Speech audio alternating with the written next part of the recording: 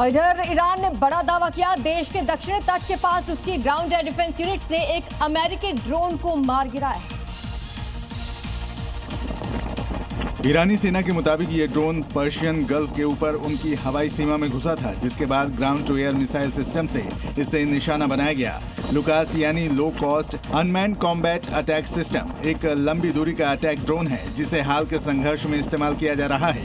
हालांकि इस दावे की पुष्टि अभी नहीं हुई है, लेकिन ये घटना क्षेत्र में बढ़ते तनाव और ड्रोन वॉरफेयर के खतरे को और भी गहराती जा रही है। ईरान एक बार फिर से अमेरिका को बड़ा नुकसान पहुंचा रहा है। इस बार ईरानी मिसाइलों ने यूएस एयरफोर्स के F-15E फाइटर प्लेन को मार गिराया है, जिसकी तलाश करने का वीडियो भी सामने आया।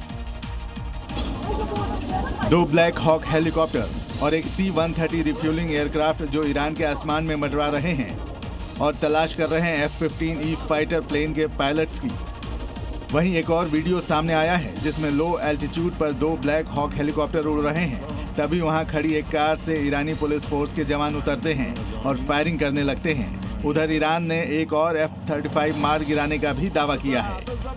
इधर ईरान के हमले में F-35 जेट गिराने के बाद अमेरिका ने अपने एक पायलट का रेस्क्यू कर लिया है, जबकि दूसरे की तलाश लगातार जारी है। इसी बीच ईरान ने दूसरे पायलट को ढूंढने के लिए इनाम का ऐलान भी कर दिया है। अमेरिका ने ईरान को स्टोन एज में पहुंचाने की धमकी दी है, तो वहीं ईरान ने अमेरिका का सबसे एडवांस और मॉडर्न फाइटर जेट F-35 को मार गिराया, जबकि हमले में गायब एक पायलट की तलाश अब भी जारी है। लेकिन अब तक अमेरिका के दूसरे पायलट का पता नहीं चल पाया है। जबकि इसी बीच ईरान ने पायलट को ढूंढने वाले के लिए 10 अरब तोमान के भारी भरकम इनाम का ऐलान किया है, जबकि गवर्नर ने पायलट को जिंदा पकड़ने को प्राथमिकता दी है, क्योंकि अगर पायलट ईरान की कैद में आ जाता है तो वो अमेरिका पर दबाव बनाने के लिए एक बड़ा हथियार साबित होगा।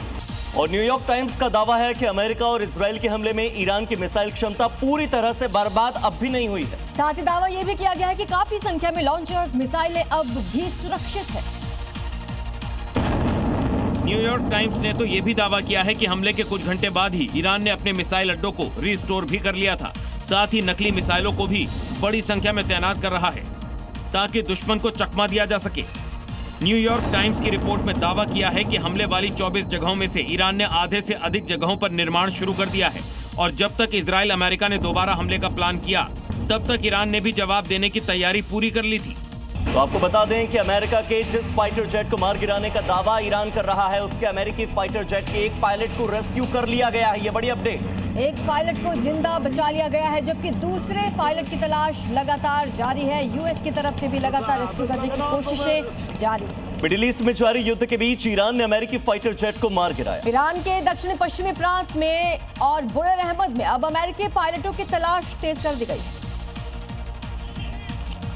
जानकारी के मुताबिक स्थानीय प्रशासन और रेस्क्यू टीमें पहाड़ी इलाकों में सर्च ऑपरेशन चला रही हैं।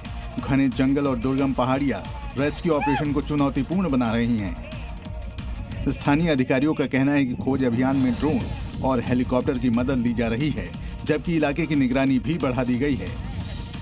अभी तक पायलटों के बारे में कोई आधिकारिक पुष्टि नहीं हुई है।